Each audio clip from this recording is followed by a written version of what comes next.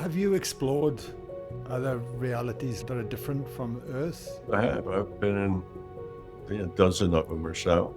You explore them from the outside. You're like a spirit. You're just a voice in their head. If you have a good working relationship with the larger conscious system, you can get put in their data stream. So you can become a part of their virtual reality. And then you have an avatar there.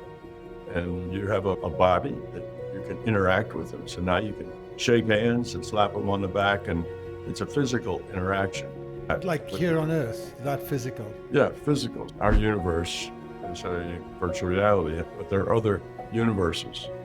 That's what I'm saying. You only can do that if the system allows you to. You're rendered a body there that you can log on to.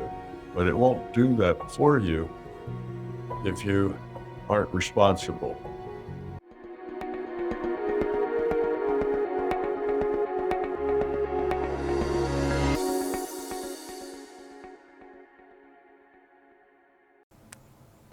Guy here, welcome to my Let It In podcast, where my awesome guest this week is Thomas Campbell.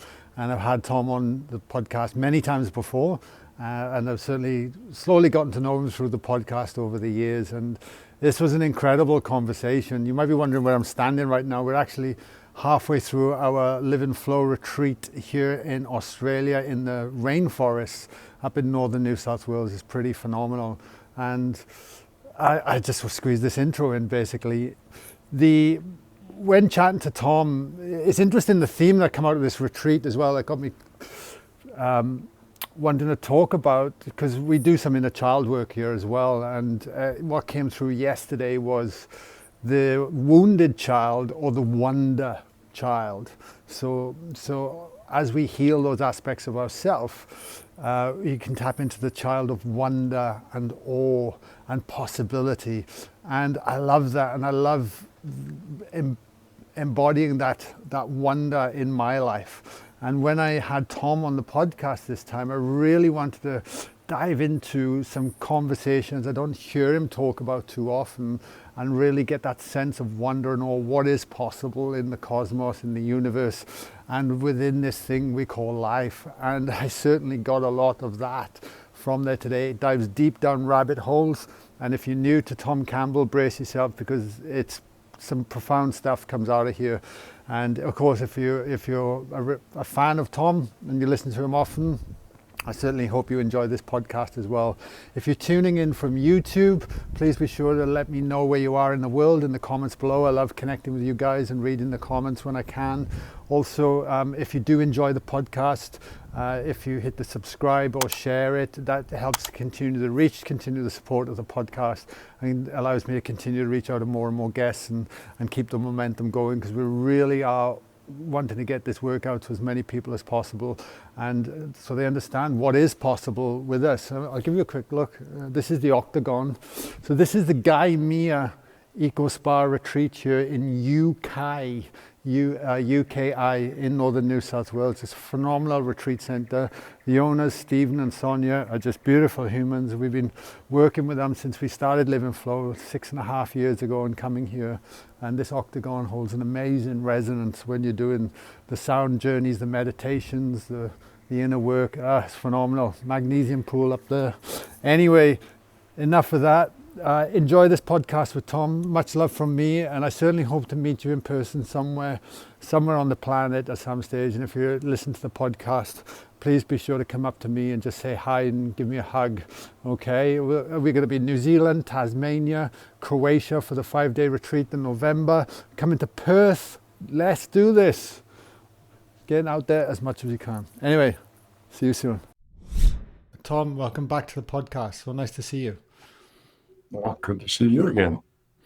I believe it's about the 4th time you've been on the show now, and I was thinking about the conversation I wanted to kind of bring out to share with everyone today, because I don't know if you know this, Tom, but when I stumbled across your work back in must be about 10 years ago now, thinking back, I was going through a lot of transitions in my life and felt like there was a new emergence of myself coming through version 3.0, if you like, more of awakening. But I was put on to your work, and listening to how you speak and how it interjected your view on reality was really helpful for me, because there was, I think, a lot of fear coming up at the time. I was starting to have out of body experiences, and I wasn't quite sure what the hell was going on per se, because it was all new to me, even though logically I could understand it, but when it was experiential, it was very different. So I devoured your content. For every day I would listen to you speak, and it was, yeah, it really helped a lot. So I just wanted to mention that first off the bat, as I continue to navigate and explore what it means to be human. So thank you, first of all, I want to say. Oh, you're very welcome. It's always good to hear some people's experience with it, but I do hear a lot of that. That's most people that read my work report that it's changed their lives. That's pretty typical. Well, if they just read it intellectually, it won't change much at all. But if they really get it and think about it and start to live it, then it's a pretty big game changer. It's huge, and it's that dissolving of fear and actually being the representation of love. That was something I really got out of it, and actually the moment I could really start to lean into that, especially outside of the body, everything would shift instantaneously. And it was almost like the bigger reality was mirroring back to me this lesson to learn, and really to see almost the illusion of it in some ways. I can't even put it into words, but that was a big thing for me, that to take into my everyday life. It was huge, absolutely huge. Yeah, well, that happens a lot. The last person to say that to me was Peter Sage, and I don't know if you've kept up with that big extreme, would be athletic, or anyway, contest where a bunch of boats started out from Europe, and they rowed. These are rowboats, and they rowed across the Atlantic to America, and it was like 45 days. There was two people in the boat, or at least in his boat, and they had to row continuously. You couldn't let it, sit. Somebody had to be rowing for it. So them, it was everybody. Each person would row for 12 hours every day, and they take 2 hours on, 2 hours off, 2 hours on, and they just did that continuously. 24 hours a day for like 45 days. And of course, they're being tossed around like a little cork on the ocean the whole time. And Peter told the story about when who is very much a big MBT fan, and he has absorbed MBT at being level. So he lives it as well as knows it. When he would come out, he would try to be one with the ocean, one with the environment, just kind of connect and be a part of it and start his rowing. And when he did that, the ocean would settle down, the waves would decrease, the wind would blow favorably, and he'd be able to do his 2 hours.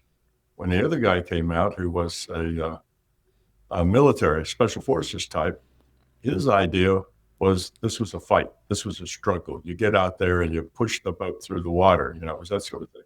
And as soon as he took the oars, the wind would pick up, the waves would get higher, they would get choppy, and the boat would start to heave around. And twice it actually knocked him for such a loop that he couldn't row for like 3 days or something. That he got hit in the head. But all of it was violent.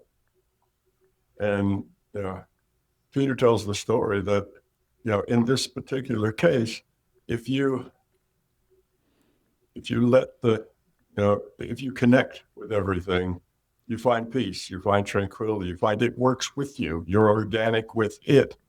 And if you're fighting it, trying to dominate it and control it, it'll fight back. It doesn't want to be controlled. So it was the same thing. It was just a day and night. He'd get out, take the oars, and everything would calm down. The guy would touch the oars, and everything would get rough. So that's because intent modifies future probability, and it's easier to do that when there's a lot of uncertainty. Well, you're out in the middle of the Atlantic Ocean. There is no one in sight. You're all alone, and just exactly how the winds are and the waves are and all the rest of it has a lot of uncertainty in it. So it's one of those situations that it's very easy to influence. So anyway, it's a similar story, you know. If you go with the flow, if you become a part of it, if you stop struggling it and trying to force it to be the way you want it, then everything usually works out Wow. very well. You don't have problems. But if you fight it and try to force it and demand it to be the way you want it, when you want it, it pushes back. And it's a constant uphill struggle. It's a constant, oh, got over that barrier now. Oh, there's another barrier, you know, and every time you think you've made it past a barrier, another barrier shows up. And it's just an unending struggle with life when you're trying to be the controller of your life and what happens. So if you just move with it, it becomes a lot easier and more graceful, and the situation is better. So that's just another example in a totally different context of the exact same thing that you just mentioned. It's just the way reality works. I love it. And I never thought about it, what you said then, in the fact that when it's the more chaotic it is, the more you can influence the probability in terms of outcome, especially when there's less observers, I'm guessing, because it was just him Right. in the boat. And obviously, Right. the more observers there are, the more it's going to be influencing the likely outcome, I would Right. imagine. Yeah. So he was all alone. So it wasn't anything that happened was not observed by anybody other than himself and his partner. And there was a lot of uncertainty into where the waves were, the wind. Yeah, he's just in his one little spot of ocean. Uh, it could be any sort of way. You know, there's a lot of randomness there in that one little piece of ocean. So Wow. he said it was so striking and so obvious that he was working with the environment, with the boat, with the sea, just with everything, and he had kind of surrendered to whatever happens. He was just going to do his part and was going to do it cheerfully and positively and have no fear. And he did that, and most of the miles they covered, I think, were probably his miles because he was more efficient, more effective at the oars. And his friend actually got knocked out twice and had a real hard time trying to make the boat go. I can imagine. And once you have experiences like that, it only continues to reinforce yourself at the being level, doesn't it? And the more Yes, the more you bring absolutely. that in. Yeah. So when his partner, got heavier seas and worse conditions, he just pull harder. He's going to pull his way through it. He was going to tame it. He wasn't going to surrender to it. That sort of thing. So that was his attitude, was to fight it. And he didn't really win that fight. It did just the opposite. That attitude of I'm going to control and I'm going to make it be the way I want. I am going to exert my will on the situation. That actually probably made the waves and the wind and all those things got worse. It's not just that they were normal, and then when Peter wrote that they got better, I think his attitude made everything worse. That kind of attitude creates obstacles and creates problems for you because those are all your lessons to learn. Every time you try to push reality into your box and make it be the way you want, reality is going to push back and give you a lesson that doesn't work. You need to try something else. So he said he always knew that. Peter said he had that theory, he understood it, and it happened in his life, but it had never been so stark and so immediate as it was in that row across the Atlantic. Yeah, that's where you hear people talk of miracles. We had the same thing. I don't know if you remember the fires that were raging through Australia, Mm-hmm. probably just before COVID. We had the fires and then we went straight into COVID. But the fires, we actually were running a retreat and the fires were still on. They weren't directly affecting where the retreat center was. But on the last day, it hadn't rained for about 6 weeks. And on the last day of the event, we did a group healing. And we asked the lady who we were going to help support heal, what is your intention? And she said, it's not to heal, but it's for rain, because my the fires are only about a kilometer from my home, and I'm worried for my home. So we went into this group healing, and no word of a lie, Tom. The moment we came out of it, the thunder clouds happened, and the heavens opened up, and it just started raining, and it was been hot for the last 5 days at this retreat that we were running, and there was 30 of us, and we all had put our intent in that, and it was unbelievable. We were so excited. We all actually ran out in the rain in our clothes and jumped in the swimming pool like little children, like giddy little children, because it was reaffirming exactly what you just said then. Yes. Yeah, no, it's phenomenal. Yeah, and the same principles work in your everyday life. It doesn't have to be something dramatic like rain or a calm sea. Just your everyday life works exactly the same way. Yeah, I know. And when you think of the pace of life and how we are conditioned to strive through life and to make it work, and there's this constant push and the sense of feeling that we're in control, then it always feels like the carrot is 3 steps in front of us, and we never get it. Yeah. Yeah, but the way life works is that stuff happens. You're in a situation with other people, other things, and things happen. And most of us, most humans, spend the greatest part of their energy on trying to make the things happen that they want to happen. They're trying to make reality give them what they want. And the way life really works is it doesn't really matter so much what happens. And it matters a little, but that's not the big thing. The big thing is, how do you deal with it? How do you deal with what happens?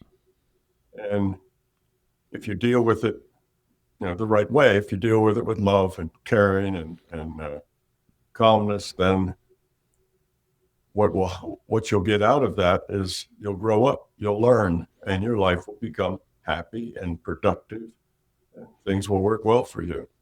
But as long as you focus on what happens rather than how you deal with it, you're going to find rough sailing.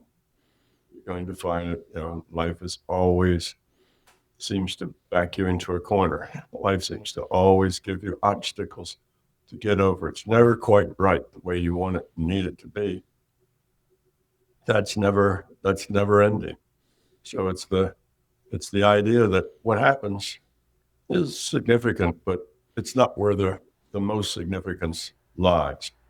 It's mostly just, how do you deal with what happens? Accept that's what happens. Don't try to control it. Just let it fall out however it falls out, and then deal with it with love and caring and kind of low entropy choices, and everything will work out okay. Now that's scary for most people, because they say, well, if I didn't try to manipulate things to be the way I want them, everything would go to hell in the handbasket, and everything would be horrible. The only reason it's as good as it is because I manipulate it and I'm successful some of the time. But that's a belief that isn't true. The more we try to control it, the more pushback we get, the more problems we have to deal with. And then we become our own worst enemy. We're the one that's creating the problems that we have, and we're creating them because our attitude is out of line with the nature of reality. Wow, ain't that the truth? Yeah. No, thank you for sharing. I think it's a great way to start a podcast.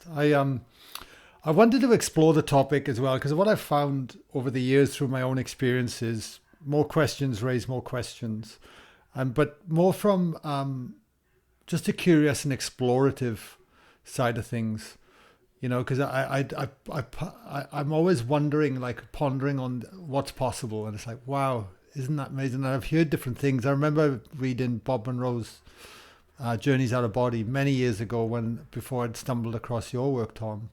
But there were elements in that were like, really? Really?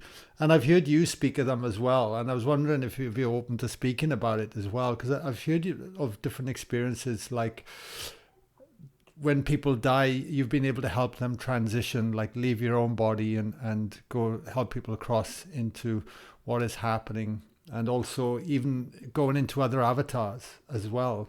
On like, I think it'd be a great discussion or talking point, just sort of just as a curiosity to what is possible out there, because I think ultimately as well there's such a fear around death, and it can keep us feeling locked in. But I've heard the saying many times, you know, if you accept death, you can fully live as well here in this moment in time, which is something I ponder on as well, you know, as I get older.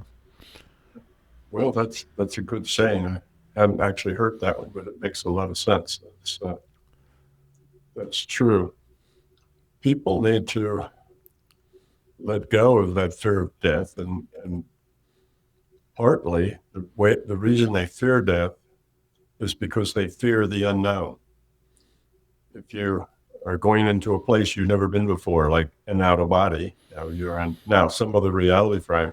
Many people are very fearful when they do that, because when you're a person who just comes into a new place that you don't understand and don't know about, then people are afraid.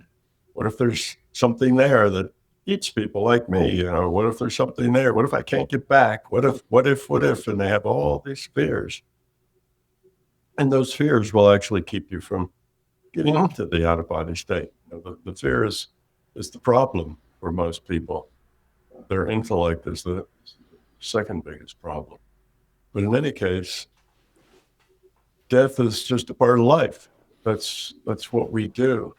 It's it's part of the way we learn and grow. It's not a final anything. Your existence, your ability to make choices within an environment that provides good, meaningful choices for you, this continues on. When you die, you simply let that avatar go. That avatar dies. You don't die. You're a piece of consciousness. So you're immortal. You never die. Avatars die. You know, if you play games like World of Warcraft, you know, you have an avatar. And your avatar is maybe a magic user or a barbarian or an elf or something. And you play that character, almost always that character dies.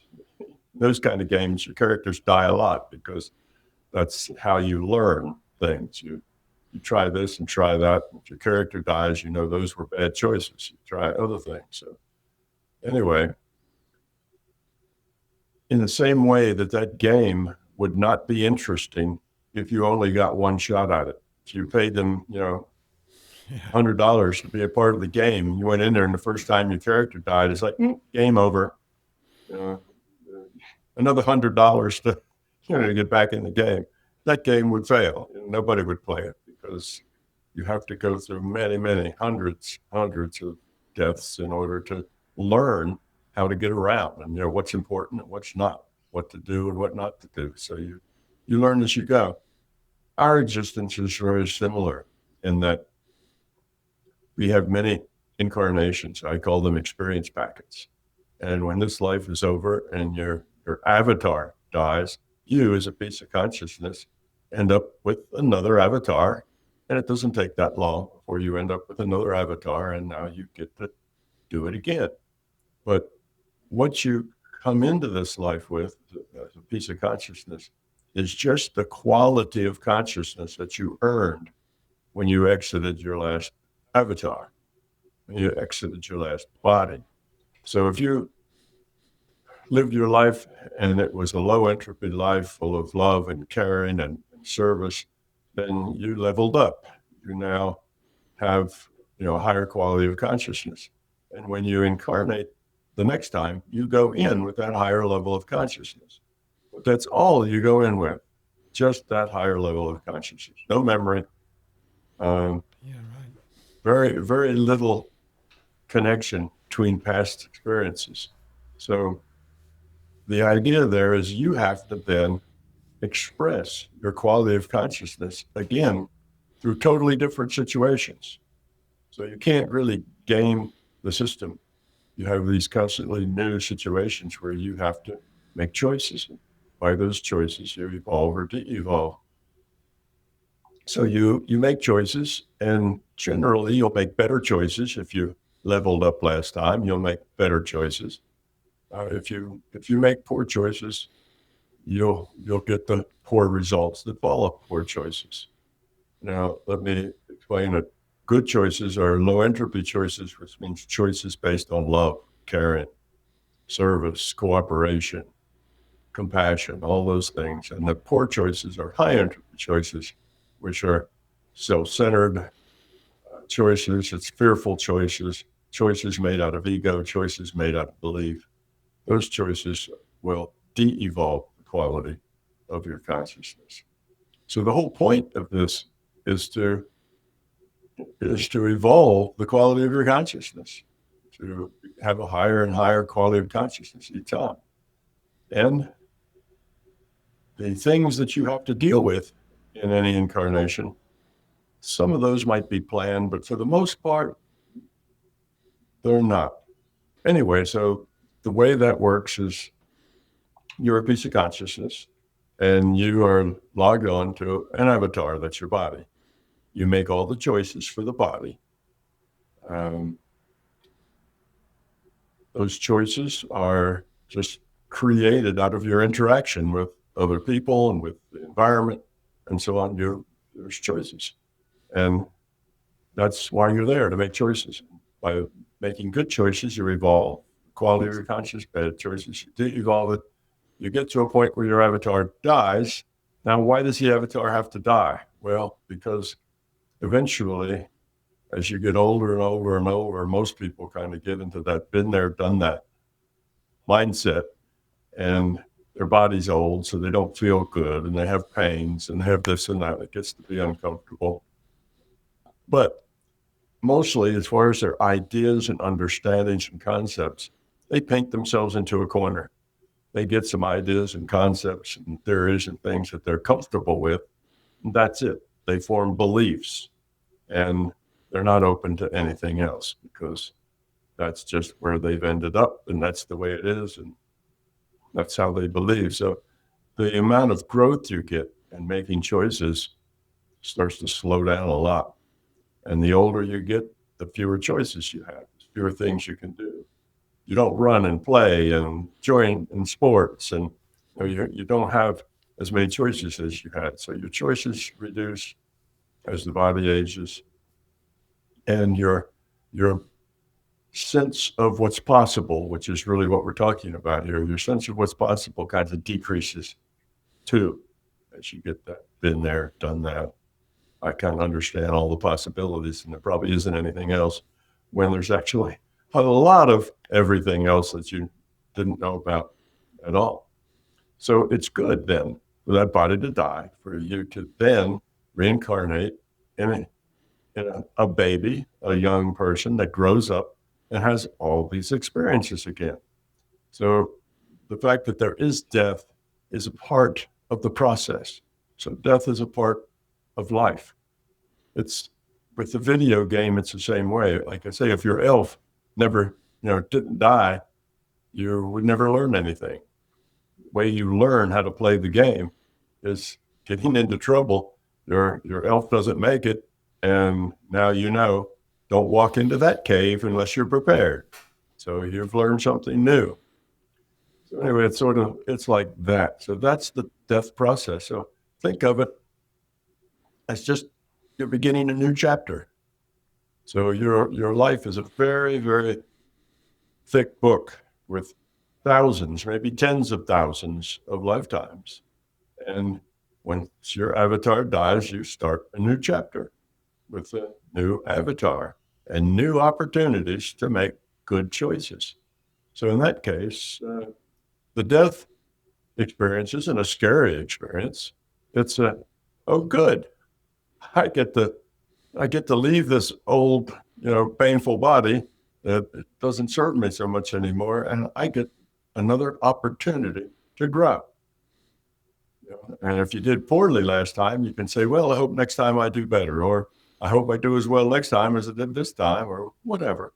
So you die, and when your avatar dies, your connection with that avatar starts to disappear, just like dreams disappear when you wake up. If you've had a dream, you wake up, instant you wake up, that dream is clear. You remember every detail of it.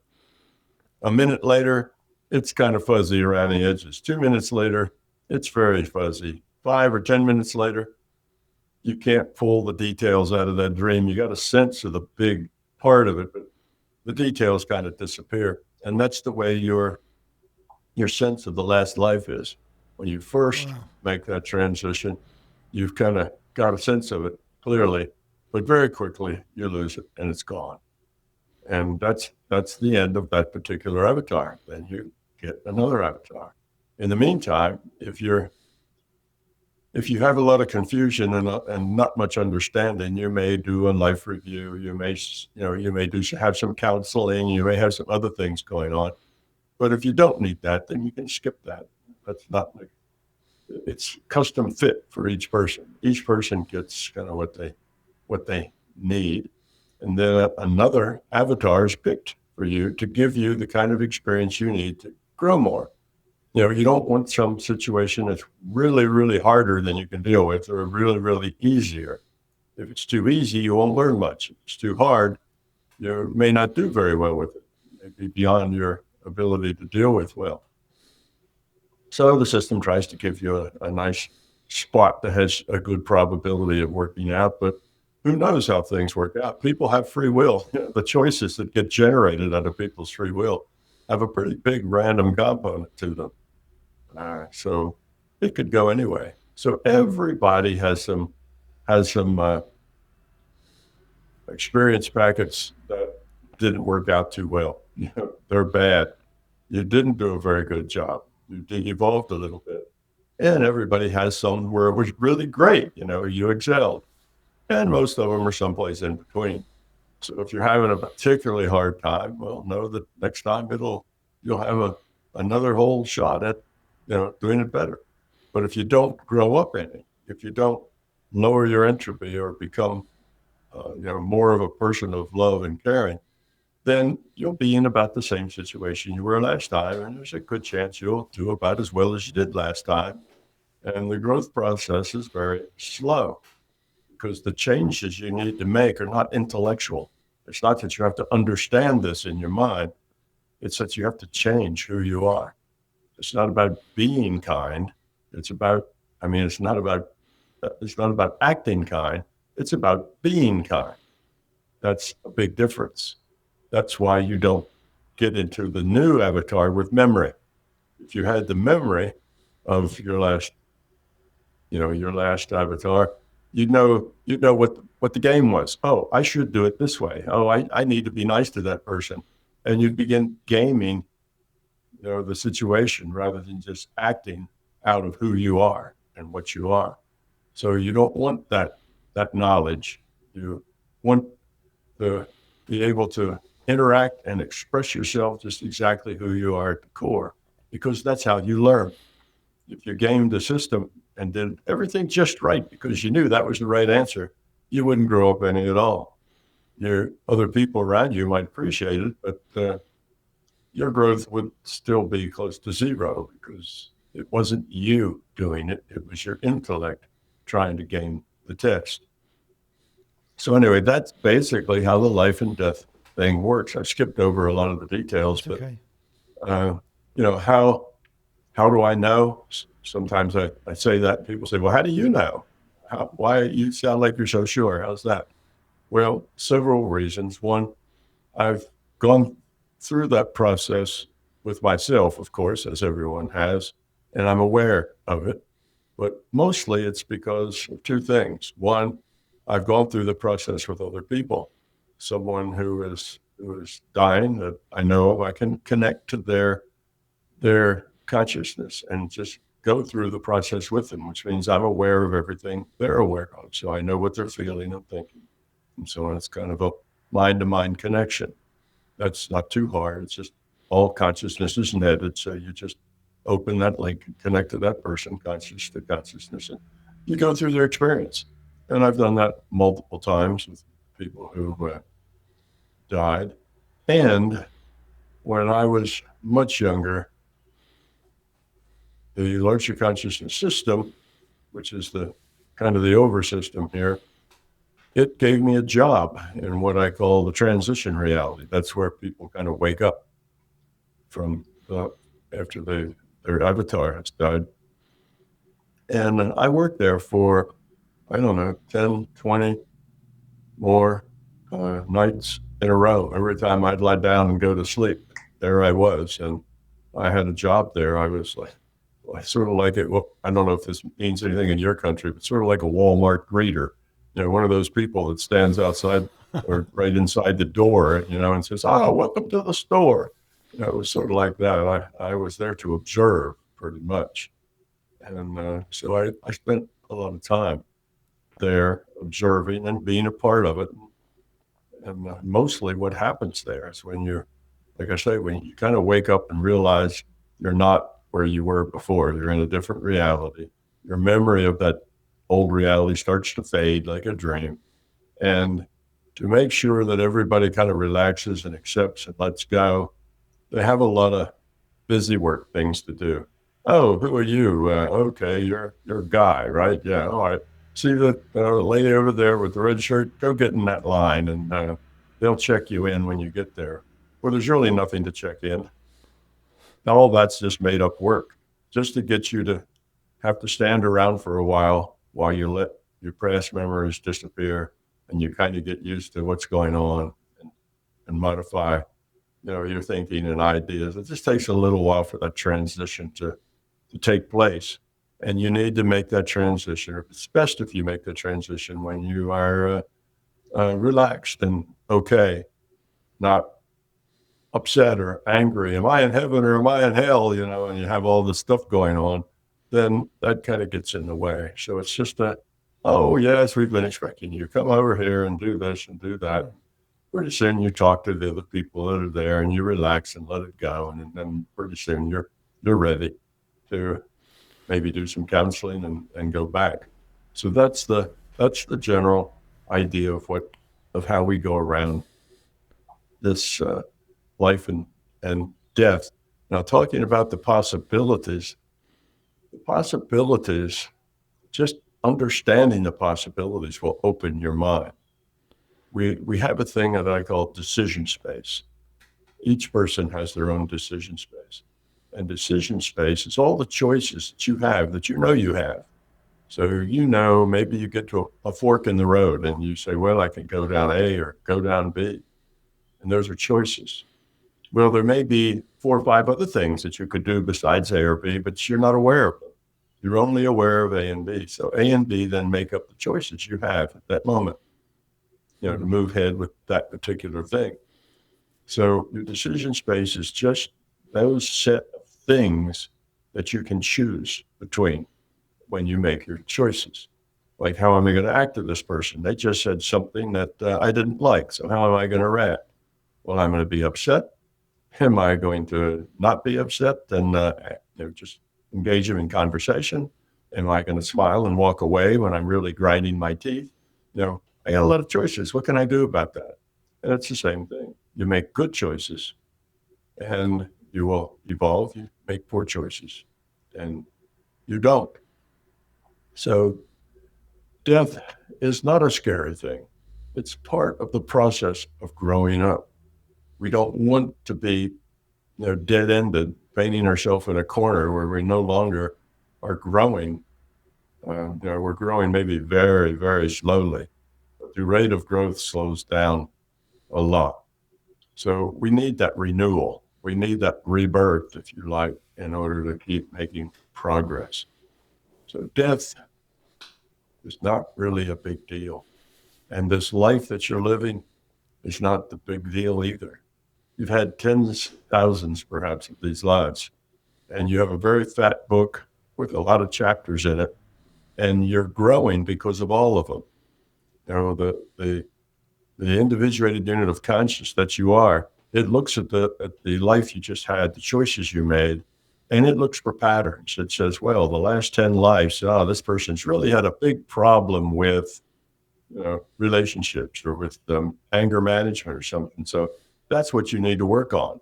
So let's put you in an incarnation where those choices come up a lot, because that's what you have to work on. So that the individuated unit of consciousness looks across many lifetimes for trends, things that would be helpful, things that are not helpful. Maybe there's some negative trends in there too that you need to watch out for. So that's where the kind of counseling session comes from. And then you are asked, are you ready for another one? Or do you need more time to think about it? And when you say, yes, I'm ready, well, then something's picked for you that's appropriate, and off you go. And if you say, no, I'm not ready, I don't want to go back there. Last life was just too horrible. I'm done for a while. Well, that's okay too. You will never be in a situation where your free will is overrun. Free will is kind of a sacred thing in consciousness, and the system will not overrun your free will. You always are able to make the choices that you want to, and then you deal with the consequences of those choices. And the consequence of not coming back to do more work is that you don't have the opportunity to grow up as much. So eventually people can figure that out, go back. Now, there's other places you could go. There's other virtual realities besides the one we call our physical universe. There's other physical universes and other pieces of consciousness, if you like. So you could go to one of those others, but most people don't, because then you got a whole new set of things to learn, new ways of interacting, new ways of communicating. And it's usually better if you keep going to the same one because you're already familiar with how that works. It'd be like playing the World of Warcraft and then suddenly deciding you're going to shift to The Sims. Well, the things you learned in World of Warcraft just aren't going to help you a whole lot in The Sims. It's a totally different kind of place. You pretty much have to start over at the beginning. Whereas if you go into a different version of World of Warcraft, you already know a whole lot about what's going on and what works and what doesn't. So you tend to go back to the same reality frame that you have been experiencing in, but it's not necessary. Have you explored other realities like that then, or that are different from Earth? Yes, I have. I've been in maybe a dozen of them or so. And you have two choices of the way you can explore them. And what most people do is they explore them by kind of being an observer. In other words, you explore them from the outside. To them, you're like a spirit. To them, you're just a voice in their head. So you can communicate with them, and if they're sensitive to that, they will recognize you and maybe have conversations with you. If they're not sensitive to it, they'll just think that that's their own mind talking, and you may confuse them. But many times you can interact with their consciousness on a level that they're not really cognitively aware of. So your consciousness and their consciousness can have a dialogue, and they're not necessarily aware of that dialogue at their level. So that's the way it's typically done, is a telepathic connection while you can see kind of what's happening. You interact with individuals, or you can see broader, sort of like remote viewing, I guess. It's that kind of a connection. But you also, if you have a good working relationship with the larger conscious system, you can get put in their data stream. So you can become a part of their virtual reality. And then you have an avatar there, and you have a body that you can interact with them. So now you can shake hands and slap them on the back, and it's a physical interaction. But you can only do that. Like here on Earth, that physical. Yeah, physical. So these are other physical, like virtual, lots of different kinds of virtual realities. They're not all like our what do you call it, universe. Our universe is a virtual reality, but there are other universes. That's what I'm saying. And some of them are like ours. Fundamentally, the there's gravity. Things don't just float around. There's gravity. There's beings that move and interact with their environment, with each other, and so a lot of the things are very similar because there's only so many ways that you can develop a virtual reality. And if you find a way that works, you tend to use that, even if the things that evolved there are very different. So they may not look like us, but or the creatures and things there may look different than us, but a lot of the fundamental physics is the same. Wow. It's not, or similar. I shouldn't say it's the same, but it's similar because that works. So if you get insinuated in, then you are walking among them, interacting with them, with the body that looks like them. And the language is not a problem. You automatically can converse in their language. The system takes care of that, translations. So you only can do that if the system allows you to and puts you in that rendering engine, if you like. If you're rendered a body there that you can log onto, then you can do that. But it won't do that for you if you aren't responsible. When you come in like that, you have to not create a scene. You have to not be seen coming in or leaving. You have to mind your manners, not create any trouble, not make a ruckus, not stand out. You just have to kind of meld and keep a low profile and not create any problems. So if you do create problems, then the system is not likely to let you do that anymore. You will be proven not to be capable of doing that, and not creating problems. So it's not something that you can just do on your own.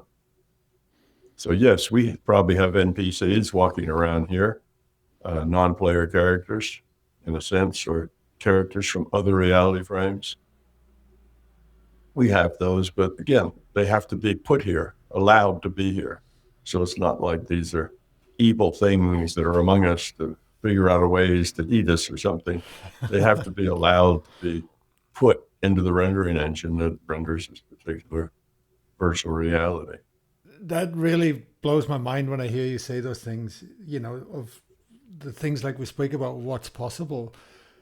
What is happening while you're doing that? If you're in another avatar in another universe, and like, what is happening to you, Tom, here? And this, like, is time moving the same, or is it completely different? Is it instantaneous? Well, there's different times. Yes, time is different. My body, my avatar, is sitting in a chair, lying in a bed would be the two most likely things. But it could be I'm walking around in a park. I could be doing that. You can learn to parallel process to where you can be in multiple realities at the same time. Mostly in the beginning, you just do one at a time because that's less confusing. As you get more and more experience, you can interact in different realities at the same time. It's sort of like picture in a picture where you go into a sports bar and they have 5 different athletic teams all playing at the same time, and you're watching all of them. Well, you can't watch all of them at 100%. If there's 5 games going on, you could watch 10% this one, 30% that one, 5% this one, 20% that one, until it adds up to 100%, and that's it. You spread what attention you have over the things that are available. So I've found that 2 realities at once is not so hard. 3 is not too bad. 4 is stretching it, and 5 is just too confusing. So it's just, you're limited by your experience, basically. The first time you go into a sports bar, you have a hard time looking at everything. But if you go into sports bars a lot, you can just kind of take them all in at once, and you can tell where the action is by the sound. The noise gets louder when you got something really exciting going on, and your focus will shift from one to the other to the other. But you kind of keep all of them in mind. It's like that. It's useful. Like if someone comes up to me and says, Tom, my mother just had a heart attack and she's doing this and she's doing that, and can you help her out? Well, when he first talks and says, my mother's having medical issues, while he's telling me, I've already gone there, connected with his mother, finding out what's the problem, why the problem exists, and what it is she needs most, and what I can do about it. And I start fixing it and working on it while they're talking to me. So I'm working in two realities there. I'm having a conversation in this reality, and I'm doing healing work in another reality. So that's pretty easy to do, and it just is more efficient than having to do everything linearly, one at a time.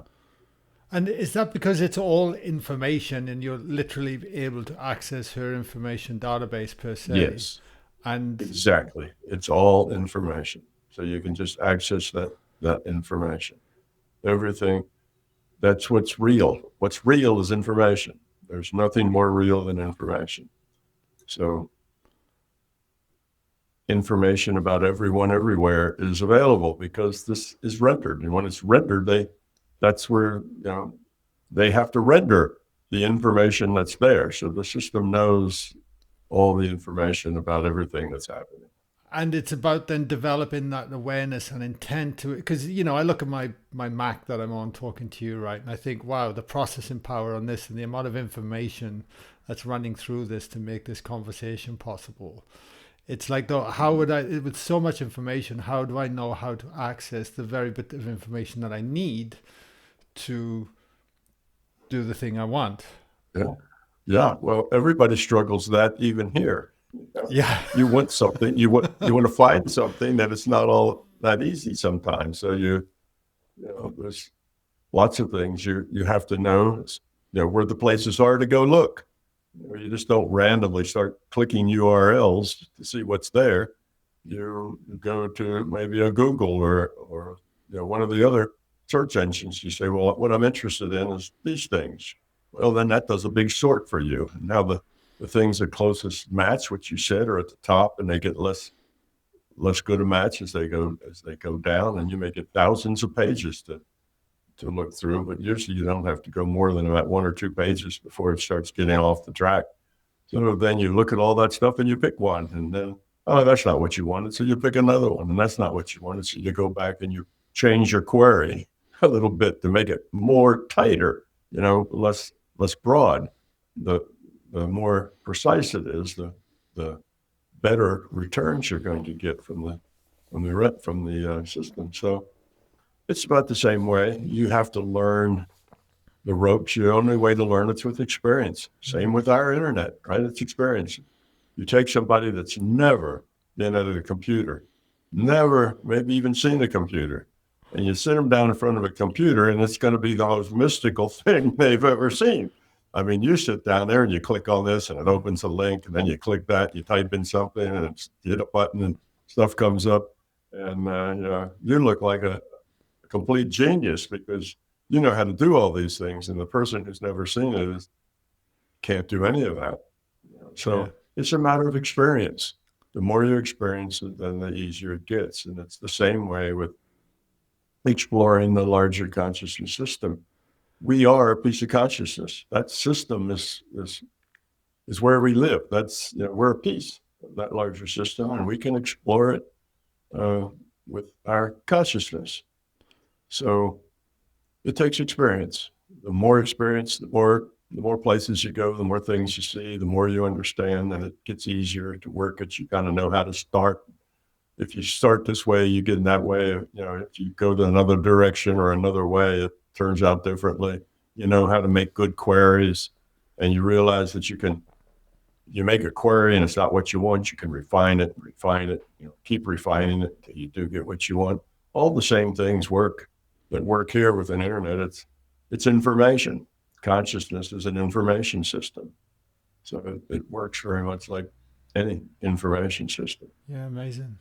Do you ever ponder on or feel, or you probably know the answer, but why this has happened to you, like through your life, your experiences, why, source or spirit or however you want to term it, giving you these experiences to show what happens after death, these explorations through reality, like when you look at the life you've lived, Tom, or living, it's like it's mind blowing, from Yeah. that experiential Yeah, side I of have things. looked at that. And I came here into this, incarnated into this particular time and, this reality with sort of a mission to do. And as I look back at past lives that I've had, the last three or four, I can see that I really was in training, getting better understanding, deeper concepts and so on. I've been in training for several lifetimes to be here. And this may be another part of that training for, what comes next. I don't know.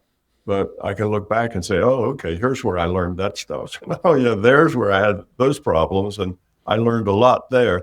So I can see that it's all kind of cumulative. And I'm here with a mission. And part of that mission was to write the books I wrote, which was odd. I knew that I was going to be an author. I was going to write books, and that was going to be a very significant part of my life when I was, 20 years old, but I had no idea what about or Yeah. what the subject was or when it would happen. I just knew that that was somewhere in the future and that it would be a big thing for me to do. That was part of the plan. And right up to within probably five or probably within 5 or so years of when I actually started writing, I still didn't have any idea of what that was all about. I just had that premonition, that understanding that would take place. And I didn't sit down and start writing because I was going to write a book. I just sat down and started writing because that would force more clarity to my thinking. Because when you write, you have to be clear and concise and so on. If you're just thinking, you can do some pretty big jumps in logic and not even notice it, because, well, this makes sense. Oh, yeah, that makes sense too. But there may not be any logical trail, to get from one to the other. But writing makes you clarify your thoughts. And I just started writing to help me understand what I was doing and to help explain it to a friend of mine who was asked me questions. And I didn't intend to write a book. I started writing and I'd show it to people and say, what do you think of this? And they'd roll their eyes and say, that doesn't make any sense at all. So I go write some more to make it more Right. more understandable. And I'd give it to somebody else. And they'd say, well, I kind of get this, but where's that coming from? And I'd write some more to explain that. And 5 years later, I had a whole lot more than a book. And I said, my God, what am I going to do with all this stuff? It's really too much. So then I ended up with 3 books, a trilogy. And I sorted it all to make sense so that it went from the easy, got more difficult, and then wrapped up at the end. So that's how I ended up writing the books. And then looking back, I could see, those were the books I was supposed to write. That's that checks that box. It's the things that I was supposed to do. So that was one of my tasks. And I had other tasks as well. I was able to do things for the larger consciousness system, or in the book, I call this entity the big cheese. It's kind of the manager of our virtual reality. And I kind of was a troubleshooter for him to do things that the rules prohibited him from doing. He can't just interfere here. It's not like the system is playing with its pet people, and moving pieces around on the board. It doesn't do that. So it needs agents here that can have agency to help get things done or avoid things that are a problem. When it does want to kind of nudge our development this way or that, then it has to do that through proxies. It just can't come in, and it can do a few things. It can put ideas in your head. It can give you, you know, it can make you feel like that you need to go do this. It can do a few things, but it has to be subtle, and it has to be something that you don't think is coming from elsewhere, that you think it's all part of your own mind. So anyway, so I worked at that. That was another job that I had. And the reason I was put to work, like in the transition reality, was just to show me around. If I was going to write a book about reality, I needed to have experienced it. So I got sent many places, many, many places. not not because I really wanted to go there or anything. I was just sent there because there was something to learn, something that I would better understand the nature of reality. That's a problem without a body is you can't go to someplace until you know that it's there. You know, you can't, you can't go unless it's there because you go with your intent. It's like teleporting. You have an intent to be in a particular part of this information streams that are available, and you can go there just with your intention. But if you don't know they exist, then you can't have an intention to go there. So the exploration has to be very slow. You explore this, and then you explore this plus a little more. Then you keep coming back and adding to your map. You're like making a map. Think of an explorer, first explorers that got to maybe America from Europe. Well, they don't know anything about America. So they're careful and they go a little bit inland and then they come back to the ship and they write on paper, what they did and where they went, what the directions were and how far it was. And slowly they start mapping out the territory to where now they have hundreds of miles, mapped out. So it's the same thing. You have to do that, but it takes a long time. It's very slow and people tend to get stuck in beliefs. So the system just sent me places where I would learn and I'd get there and they wouldn't tell me what to learn. I just would get there and have to figure it out. And if I didn't figure it out the first time, they'd send me back. That's why I got sent back to the transition reality, many times because I needed to take in more and more and understand it better. Can I ask you a question on that? Because you just sparked something within me. Is that Sure. because I got taken to a place. This was going back about maybe 3 years ago, and I came out and I was in a completely different world, and it was majestic, and I was shown, and I was flying along the ocean front, and it was very visceral, very experiential, and very beautiful. And I remember just going in awe of this was actually happening, and then I went. Next thing I know, it was like this pull, and then I come crashing into my body, and I'm like, wow, wow, that happened, like it was Yeah. incredible. And I pondered on that, like, why did that happen? Is that because the system's wanting to show me something, or to experience something, or just to lean into that possible? Probably. Now, why that happened was the experience saw that the system saw that you were ready to take the next step, that you were ready for some understanding some different things about the nature of reality, that you were at this point where you were inquisitive, you were thinking about it, you were wondering, what it was, what is this out of body and how does it work? So you're either inquisitive like that or you just had an open mind and was a person that could benefit by such an experience, opening your mind to a larger reality. So it gave you that experience. It sends you a data stream that defines that experience. And those experiences often are, I'd say, even say more real than the experience here. You can have those experiences and the detail is finer, the colors are more saturated and beautiful. Everything is so pristine and perfect and whatever, much more so than you'd find here. And that's one of the reasons that it's not here, because the coast wasn't full of sunbathers and there wasn't an oil slick, on the water, and there were no hotels, and you get the sense of that you're someplace else. You're not here. So that was just to show you that reality is more than just what you think. And if you did like you did, said, "Wow, that's interesting," there's a pretty good probability that they'll show you something else a little bit later because you dealt with that okay.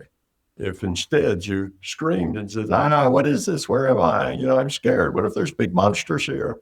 And if you did that, then that'd probably be the end of it. You would be seen to have too much fear to be taught these things. So you seem to have your fear under control enough that you could do that. That was pretty easy, just kind of flying over the ground. So that was easy. And then later, they probably got a little more complicated. And pretty soon, you get introduced to other entities and other people, and it just Keeps going. growing you a little bit by a little bit, and see how you deal with things. And a lot of people, particularly young men, they have this idea that the way you fight evil is with force. You take out your sword of truth and you chop it into little pieces. So they tend to go into realities where they see that there is, bad things. Everything's just not nice. Okay, you can do the nice things pretty well. But what if you get into one that has some negativity in it, some things that you don't like? Well, how do you deal with that? And if you deal with it by whipping out your sword of truth and killing everything that you don't like, then you don't graduate from that. You keep doing that until you either tire of it or you learn that that's not the right approach. That's not what's helpful. You don't make the world a better place by getting rid of everything that you don't like. That's not the right connection. So a lot of people go into these outer bodies and they end up doing kung fu, and they're always fighting and trying to overcome evil by violent means. And they just keep doing it and doing it and doing it. And if they never grow up, well, that's all they do. They go out of body and they get in fights. That's their thing because they haven't outgrown that yet. Wow. Eventually you outgrow that and realize that this is not really going anywhere. It's not, and at first the storyline is, yes, you're being successful. You're the hero. You just saved the world. But eventually you realize that's just all a bunch of nonsense. But you're making the wrong choices because you're not growing. You just keep getting the same thing over and over. I don't mean the same thing that the things you see and do are just repeated, but you get the same sort of thing, the same kinds of things over and over. So people get stuck there. The people who grow don't. They leave that and they start seeing more things, more important things. They start having opportunities to teach, opportunities to help rather than opportunities to fight. And that grows and they take on those opportunities rather than how can I control this? How can I make this be right? Of course, right is defined as what they think is right. So, of course. So you got that because you were ready and you started with something benign and it showed you that the reality was more than you thought. And it piqued your imagination, it piqued your curiosity, and you started saying, wow, I wonder if I can do more of that. Where was that? And you start playing with it, and pretty soon you find that you've grown up some. You're a different person than you were. You've realized that reality is much bigger than you thought. It's not just this one universe, this one physical planet here and interacting with these people. There's more to it than that. So then you start thinking, well, what else is there? And I'd like to experience it. And that puts you into the category called seekers. You become a seeker. You start looking this stuff up on the internet. Say, does anybody else have an experience like mine? And if so, how did that work out? And so it's a growth thing. It's an introduction, and then it's carried on to help you grow up. So that's what's going on. You've become a person, quote, person of interest. That's somebody that the larger conscious system can help grow up. Well, you've certainly continue to open my mind today, Tom, through this podcast and conversation. I'll say that much. It's been phenomenal, mate. I got one last question for you because I'll have to wrap up the show in a sec because of my time. But does it get to a point where we don't come back? Like we've grown up and we move on. And are there other roles within that universe? Well, there are other things you can do. It works like this. When in the beginning, all you do is jump in and jump out because what you need is experience. So you're a new individuated unit of consciousness and you just need experience. So you jump into you log on to some body and you make the choices and then you pop out when that person dies, you pop into another one. And it's kind of in and out without a lot of thought or planning or anything else because you just need experience. Then as you get more experienced, it's like, well, here's a problem I'm working on, or here's something I want to stop doing. So now you start thinking more about it and picking particular kinds of incarnations. You're working on particular problems.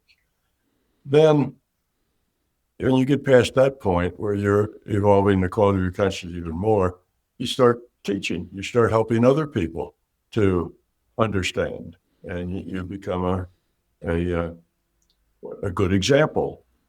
That would be a teacher, just somebody that cares, somebody that's positive, and that sort of, and people will see you and say, wow, that person really seems to have it all together. I'd like to be like that. So you become a good example. And then if you grow up even more than that, then you are a better teacher, more qualified, can teach larger groups of people, sort of thing. And then you just keep coming back to teach, to help, to be a good example. And you do that because when we are evolving towards becoming love, love is the nature of a low entropy consciousness. So you're constantly lowering the entropy of your consciousness, becoming love, and your ability to be helpful, to help others grow, gets better and better as you evolve yourself. There's more and more you can do, and better at being the teacher. Now, if you are a being of love, and what you want to do is help other people, because that's what love is. Love is about other, not about self. Well, then this idea about, oh, I can't wait till I get out of this hellhole called Earth. Man, this place sucks. It's really hard down here. Okay, I'm going to learn all this stuff. I'm going to become enlightened, and then I graduate. I'm out of here. I'm not coming back. Well, what does that sound to you like? It sounds to me like it's ego. It sounds to me like it's belief. It's somebody who hasn't grown up very much because they're still very self-centered. It's all about them, not about other people. So as you grow up, you want to come back here and help because you can be more helpful because you're more grown up. So you don't get to a point where you just say, I'm done. Now, you can go to other reality systems other than this one and work there, or you can come back here and work. There's always people that need help. There's always people that, that you can help because there's always new coming in at the bottom. It's not like there's only N people and all N of them grow up, everything's done. There's always new people. As the population increases, new IUOCs, are engaged in that process. So it's not a fixed or a constant system. So anyway, no, you don't ever get to the point that you're done. And the reason is that entropy has this characteristic that if you don't put energy into it to keep it low, it just gets, it just gets more and more entropy. Entropy just grows. There's a T-shirt I once made that said, entropy happens. Entropy just happens. And that's really the second law of thermodynamics, makes that statement. So if you have a system and you can lower the entropy in it, but to keep it low, you have to keep feeding. You have to keep taking, you have to keep working at it. If you just let it sit, eventually the entropy will just get more and more and more. Everything has a shelf life, even a steel beam. You can take a big 12-inch I-beam, and if you let it sit long enough, it'll disappear because everything has a vapor pressure. There's little molecules, atoms of steel that they zing off. It's called vapor pressure. There's some parts of it just disappear. Just like an ice cube. You take an ice cube and you sit it in the freezer, and if you watch it, and 5 years later, the ice cube's gone. It just turns into water vapor, goes someplace else. So that's the way entropy is. If you don't keep putting work in, it starts to increase. So entropy is just this measure. If your entropy is low, then that's a loving person. So anyway, so here you are, you're evolved, you've grown up a lot, you have very low entropy. And if you just sit back and say, I'm done, give me a harp and a cloud to sit on, and I'm just going to sit here and play my harp for eternity. Well, one, that would be very, very boring. You wouldn't learn anything. And if you're not working at becoming love, if you're not helping, if you're not part of the solution, you become eventually part of the problem. So you have to keep working at it. So no, there is no end in the sense that you get to do nothing. Now, you may decide to go to some other reality frame and help them out because maybe they need the kind of help that you can give. But you're always going to be working on it. You're always going to need to wanting to help, to serve, to teach, because that's what love is. It's about helping others. So no, you never get to a point where you just say, I'm done, because there is nothing else. That's what we do. We're consciousness. We're parts of an information system. And all of this information is trying to lower its entropy, become love, because that's how information systems evolve, by lowering their entropy. So it's that sort of thing. And there are some spiritual disciplines where say, oh yeah, you get to a point you're enlightened, and then you leave here and just hang out with enlightened people. But what's the point of that when you're needed here to help other people grow up? That's not service. That's self-service. That's all about you. Well, that's not people who are enlightened. That's people who think they are enlightened, not people who actually are. So to answer your question, no, it's never done. The whole point is to keep growing and keep evolving, and you can't sit still. You can't stop helping, stop serving, stop being kind. You have to continue doing all those things, or your entropy will just naturally begin to grow. Tom, I just want to say thank you, and thank you for your taking the time and coming on the podcast again today. It's deeply appreciated, and I really, everything that you've been such a part of my journey off and on over the years, and I know you don't really know that, but it's really appreciated, that everything you've done, and I'm someone that you've affected, that's for sure, for the positive. Well, you're very welcome. I enjoyed it. An hour is a very small piece of time, and the subject is this big and that deep, and it takes a long time. We just covered a tiny little slice of it in this hour. There's a whole lot that was not said, of course, but it's all on my website. It's all in the YouTube videos I have.